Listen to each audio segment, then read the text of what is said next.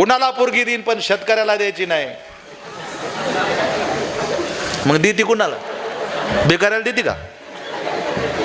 ती म्हणली माझी पोरगी शेतीत काम करणार नाही. नाही करायची ना. तुझी पोरगी काम करीन कुठं मग?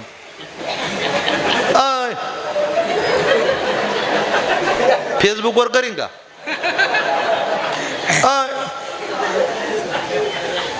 तुझी पोरगी रात्री 2-2, 2:30 वाजेपर्यंत ऑनलाईन राहती, तेव्हा तिला त्रास नाही होत का?